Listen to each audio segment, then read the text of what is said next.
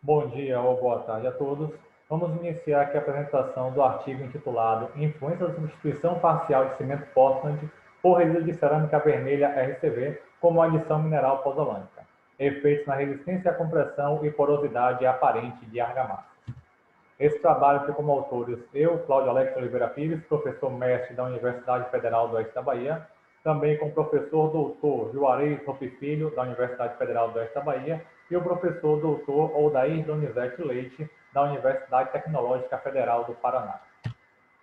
Essa apresentação está dividida em 5 partes. A primeira, introdução; segunda, materiais e métodos; terceiro, resultado de discussão; quarto, conclusões; e quinta, referências. Introdução desse trabalho. Inicialmente, esse trabalho busca contribuir com estudos sobre a potencialidade da utilização do resíduo de cerâmica vermelha na produção do cimento Portland. Isso visa, na realidade, melhorar a sustentabilidade na cadeia produtiva do cimento, aonde vamos buscar incorporar um resíduo, no caso de olaria, do bloco cerâmico, junto na produção do cimento Portland. Então, nesse trabalho, foi avaliado a capacidade de fixação do cal do RCV através do ensaio Chapelle modificado, a pós-vanicidade de pasta composta por 70% de cimento e 30% de RCV através do ensaio Fratini, além de acompanhar a evolução da resistência à compressão e da porosidade aparente de argamassas na relação água aglomerante de 0,45 no período de 182 dias. Utilizamos nesse trabalho o cimento do tipo CP5 ARIA-RS. O RCV utilizado foi, primeiramente, beneficiado em laboratório para utilizar apenas a sua fração passante de 45 micron, utilizado também agregado miúdo e água. Nas imagens aí nós temos o processo de beneficiamento do resíduo de cerâmica vermelha, onde o mesmo ele era fragmentado, inicialmente em frações de 2,5 centímetros, posteriormente ele foi colocado no moinho de bolas do tipo abrasão Los Angeles, aonde ficava por média de 3,5 horas, totalizando 6.950 revoluções. Posteriormente, esse material já transformado em pó, ele era pesado, peneirado e tinha sua fração menor que 45 micras separado para o presente trabalho.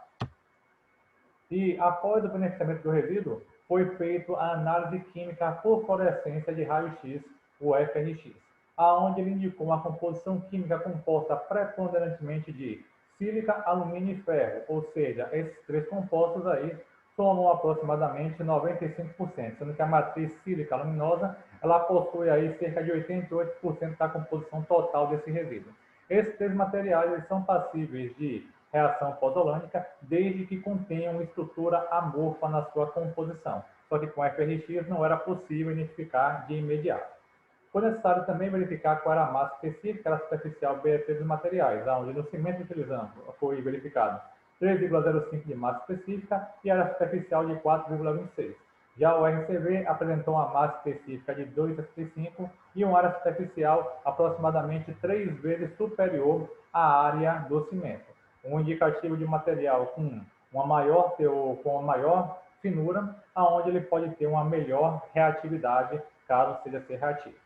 Foi verificado também a distribuição nanométrica além do cimento RCV e a distribuição nanométrica do agregado miúdo.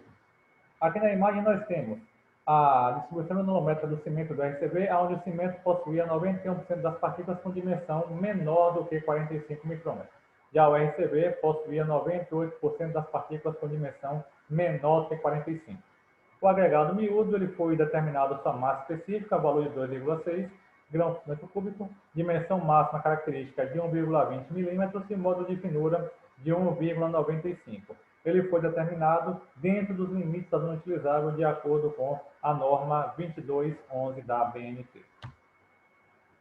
Foi avaliado também a capacidade de fixar cal do RCV pelo método de ensaio Chapelle modificado para determinar se o RCV puro teria capacidade de gerar algum tipo de reação pozolânica. Posteriormente foi avaliado a pós-densidade da pasta composta por 70% de cimento e 30% de RCV por meio do ensaio Fratini, e depois foi avaliado o efeito da substituição parcial de 30% de cimento por RCV em massa sobre a resistência à compressão e porosidade aparente na relação água aglomerante 0,45 nas idades de 7, 28, 56, 91 e 182 dias.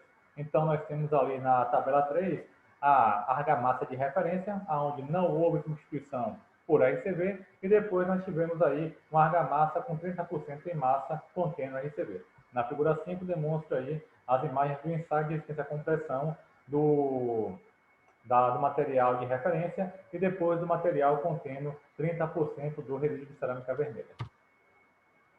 Nos resultados, primeiramente no ensaio Chapelle modificado, foi verificado que houve um consumo de aproximadamente 907 mg de hidróxido de cálcio por grama de material pozolânico. Isso indica que esse material ele possui uma média reatividade, pois para ser considerado um material pozolânico, segundo Haverday e colaboradores, ele precisaria ter um consumo mínimo de 436 miligramas de hidróxido de cálcio por grama de material pozolânico. Ou seja, constatou-se que esse material apenas, ele pelo ensaio Chapelle modificado, ele tinha uma capacidade de desenvolver atividade pozolânica. Posteriormente, já com essa informação, foi feita a pozolanicidade da composição do cimento Portland com o RCV. Então, foi avaliado aí o cimento CP5 Faria RS, aonde os mesmos não identificaram ser um cimento do tipo pozolânico, pois foi identificado acima da curva de saturação. Já quando foi feita a substituição de 30% do cimento e a incorporação de 30% do resíduo de cerâmica vermelha, observou-se que os indicadores do ensaio Fratini apresentaram-se abaixo da curva de saturação, indicando características de um cimento pozolânico desse material. Ou seja, a presença desse RCV na composição, ele diminuiu a concentração dos íons cálcio, o que está induzindo aí, que está indicando que houve um consumo desse material para a precipitação de compostos hidratados, mais um indício de atividade pozolânica desse resíduo.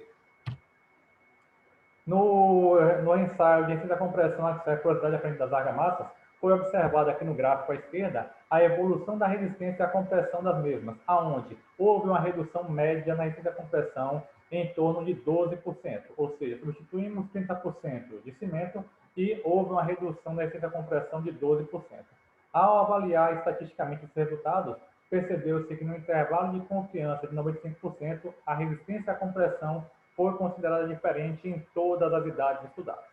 Ao avaliar a porosidade aparente desse material, observou-se um aumento na porosidade de 11%, e a análise estatística dos dados indicou-se que, dentro de um intervalo de confiança de 95%, as porosidades nas idades de 7 e 28 dias foram consideradas iguais, nas demais idades foram consideradas diferentes. Então a gente percebe que realmente, substituindo 30%, que é um teor relativamente elevado, de cimento, colocando o RCV na fração de fração menor que 45 micra, há uma perda de resistência à compressão e existe um aumento de porosidade aparente. Com isso, chegamos às seguintes conclusões. O RCV diminuído em partículas inferiores a 45 micra, ele foi capaz de fixar cal para sua classificação como adição mineral pozolânica de média reatividade. No ensaio Chapelle, ele fixou cerca de 900 mg de hidróxido de cálcio por grama de material ensaiado. No ensaio Fratini, ao utilizar a substituição de 30% de cimento por RCV, houve uma redução do pH e também da concentração de íons cálcio, resultando uma alteração do equilíbrio químico pela atividade pozolânica. Então, o cimento, que ele era inicialmente não pozolânico, passou a ter uma característica do tipo pozolânica. A substituição parcial do cimento do RCV por RCV no seu 30% em massa causou redução na resistência à compressão ao longo da idade ensaiada. E essa redução foi de aproximadamente 12%, ou seja, inferior ao percentual de substituição aplicado, o que está indicando que houve uma recuperação da resistência à compressão por atividade pozolânica do RCV. E na argamassa, com substituição parcial de cimento por RCV de 30% em massa, houve um aumento da porosidade aparente, o que evidencia que a redução no volume de vazio ao longo do tempo depende principalmente do teor de cimento contido na mistura.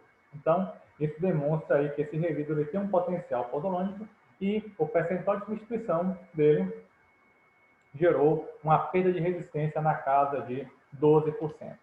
No trabalho foi utilizado as referências aqui indicadas e muito obrigado.